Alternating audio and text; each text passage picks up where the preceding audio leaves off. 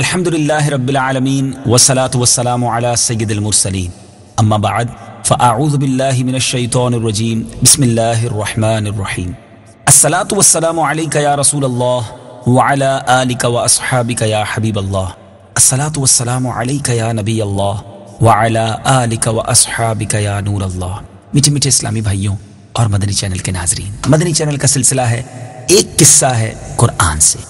قرآن ہے میرا رہنما، قرآن شفا ہے، نور ہے قرآن، جلا دل کی میرا قرآن، رضا رب کی میرا قرآن، قرآن قرآن۔ آج آپ کو کون سا قصہ سنانا ہے؟ آج آپ کو ایک عروج سے زوال کا قصہ سنانا ہے۔ جی ہاں، ایک ایسا شخص جس کا بڑا عروج تھا، جس کی دعائیں قبول ہوتی تھیں، مگر جب اس کا زوال آیا اس کے ساتھ کیا ہوا، یہاں تک کہ اس کی زبان لٹک کر سینے پر آ گئی۔ جی ہاں، یہ عجیب و غریب واقعہ جو قرآن میں موجود ہے آج آپ کو سنانا ہے۔ توجہ کے ساتھ سنیے۔ بلعم بن باعورہ، یہ شخص اپنے دور کا بہت بڑا عالم تھا اور عابد و زاہد تھا۔ اس کو اسم اعظم کا بھی علم تھا۔ یہ اپنی جگہ بیٹھا ہوا اپنی روحانیت کے بل بوتے پر، اپنی روحانیت کی برکت سے عرش اعظم کو دیکھ لیا کرتا تھا اور بہت ہی مستجاب الدعوات تھا۔ اس کی دعائیں بہت زیادہ مقبول ہوا کرتی تھی۔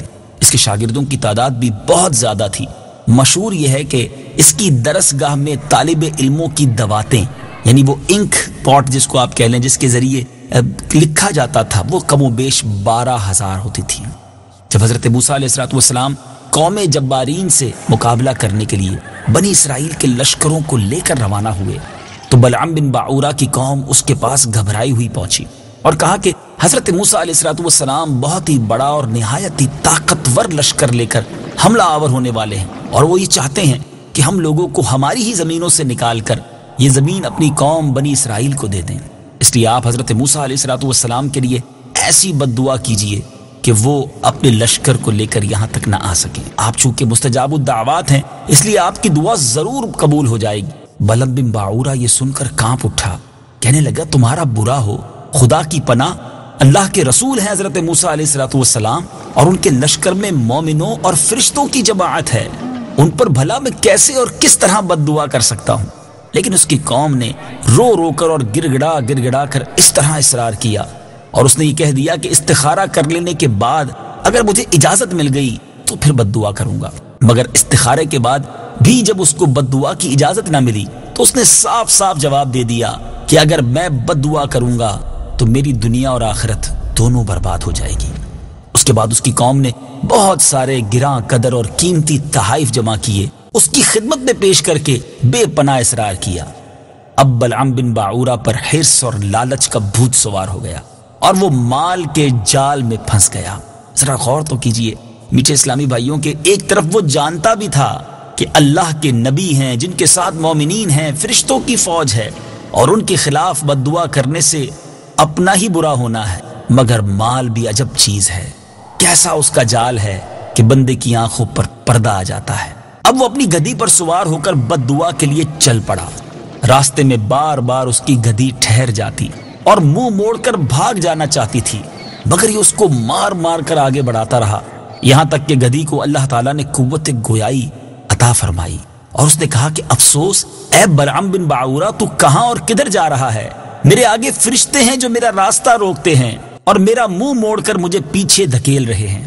اے بلعم، تیرا برا ہو، کیا تو اللہ کے نبی اور مومنین کی جماعت پر بد دعا کرے گا؟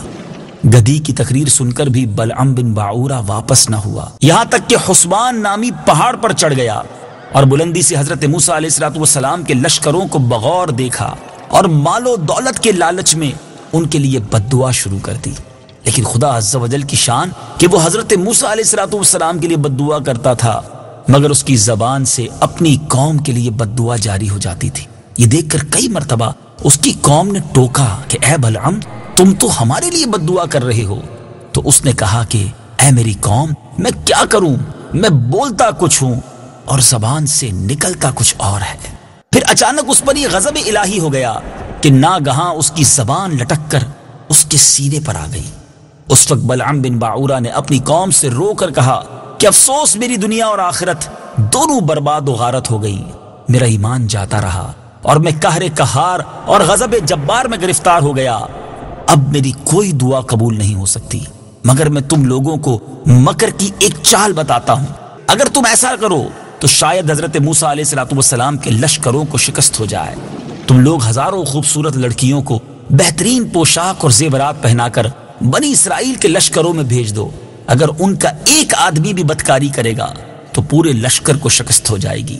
چنانچہ بلعم بن باعورہ کی قوم نے اس کے بتائے ہوئے مکر کا جال پھیلایا اور بہت سی خوبصورت دوشیزاؤں کو بناؤ سنگھار کرا کر بنی اسرائیل کے لشکروں میں بھیجا، یہاں تک کہ بنی اسرائیل کا ایک رئیس ایک لڑکی کے حسن و جمال پر فریفتہ ہو گیا اور اس کو اپنی گود میں اٹھا کر حضرت موسیٰ علیہ السلام کے سامنے گیا اور فتویٰ پوچھا، اے اللہ عز و جل کے نبی، یہ عورت میرے لیے حلال ہے یا نہیں؟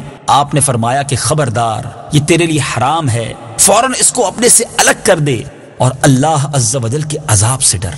مگر اس رئیس پر غلبہ شہوت کا ایسا زبردست بھوت سوار ہو گیا کہ وہ اپنے نبی علیہ السلام کے فرمان کو ٹھکرا کر اس عورت کو اپنے خیمے میں لے گیا اور بدکاری میں مشغول ہو گئے۔ اس گناہ کی نحوست کا یہ اثر ہوا کہ بنی اسرائیل کے لشکر میں اچانک طاعون کی وبا پھیل گئی اور گھنٹے بھر میں 70,000 افراد مر گئے اور سارا لشکر تتر بتر ہو کر ناکام و نامراد واپس چلا آیا، جس کا حضرت موسیٰ علیہ السلام کے قلب مبارک پر بہت ہی صدمہ ہوا۔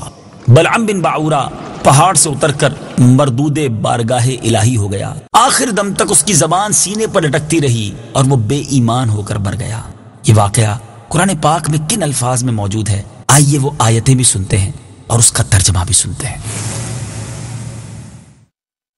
وَاتْلُ عَلَيْهِمْ نَبَأَ الَّذِي آتَيْنَاهُ آيَاتِنَا فَانسَلَخَ مِنْهَا فَأَتْبَعَهُ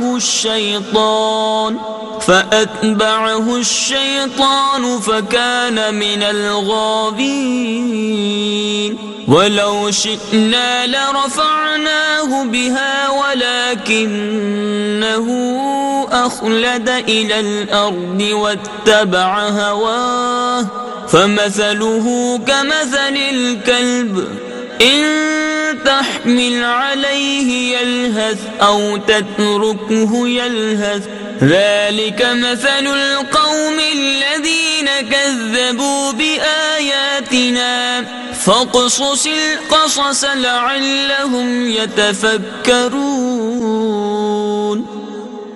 ترجمہ، اور اے محبوب، انہیں اس آدمی کا حال سناؤ جسے ہم نے اپنی آیات عطا فرمائیں تو وہ ان سے صاف نکل گیا، پھر شیطان اس کے پیچھے لگ گیا تو وہ آدمی گمراہوں میں سے ہو گیا، اور اگر ہم چاہتے تو آیتوں کے سبب اسے بلند مرتبہ کر دیتے، مگر وہ تو دنیا کی طرف مائل ہو گیا اور اپنی خواہش کا تابع ہو گیا، تو اس کا حال کتے کی طرح ہے، تو اس پر سختی کرے تو زبان نکالے اور تو اسے چھوڑ دے تو بھی زبان نکالے۔ یہ ان لوگوں کا حال ہے جنہوں نے ہماری آیتوں کو جھٹلایا، تو تم یہ واقعات بیان کرو تاکہ وہ غور و فکر کریں۔ بعض انبیاء کرام علیہ السلام نے خدا تعالیٰ سے دریافت فرمایا کہ تو نے بلعم بن باعورہ کو اتنی نعمتیں عطا فرمائیں اور پھر وہ اس قدر ذلیل و رسوا بھی ہو گیا، تو اللہ تعالیٰ نے فرمایا کہ اس نے میری نعمتوں کا شکر ادا نہیں کیا، اگر وہ شکر گزار ہوتا تو میں اس کی کرامتوں کو سلب کر کے اس کو دونوں جہاں میں اس طرح ذلیل و خوار نہ کرتا۔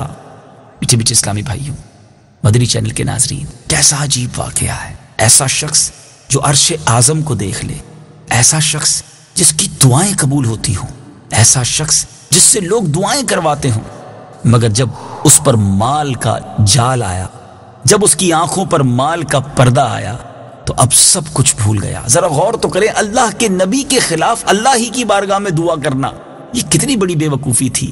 ایمان بھی گیا، سارا مرتبہ بھی گیا، اور جہنم کا ایندھن بننا اب مقدر بن گیا۔ ہم سب کے لیے بہت زبردست درس ہے اس میں کہ مال کس قدر خطرناک چیز ہے۔ اللہ مجھے اور آپ کو فقط رزق کے حلال عطا فرمائے اور ایسے مال سے بچائے جو ہمیں رب سے دور کر دے۔ یہاں یہ بھی پتہ چلا کہ چاہے کتنا ہی بڑا مرتبہ کیوں نہ ہو جائے، کتنی ہی نیکیاں کیوں نہ کر لیں، اپنے انجام سے ڈرنا چاہیے، اللہ کی بارگاہ میں اچھے خاتمے کی تمنا کرتے رہنا چاہیے۔ کبھی اپنی نیکیوں پر سیٹسفیکیشن، اطمینان نہیں ہونا چاہیے کہ میں نے تو بڑے حج کر لیے، بڑے عمرے کر لیے، بڑے روزے رکھ لیے، بڑی نمازیں پڑھ لی۔ نہیں میٹھے اسلامی بھائیوں، ہم نہیں جانتے اللہ تعالیٰ کی خفیہ تدبیر ہمارے بارے میں کیا ہے۔ ہمیں اپنے ایمان کی بھی فکر کرنی چاہیے، اپنے اعمال کی قبولیت کے لیے رب کی بارگاہ میں دعا بھی کرتے رہنا چاہیے۔ یہاں ایک اور سبق بھی تو ملتا ہے۔ حضرت موسیٰ علیہ السلام کا لشکر جس میں ملائکہ اور مومنین تھے، ظاہر اس لشکر کے ناکام ہونے کا کوئی سوال ہی پیدا نہیں ہوتا تھا، مگر اس لشکر کے اندر جب گناہ ہوا، اللہ کی نافرمانی والا کام دیدہ دلیری کے ساتھ ہوا، تو یہ لشکر بھی ناکام ہو گیا، تتر بتر ہو کر رہ گیا۔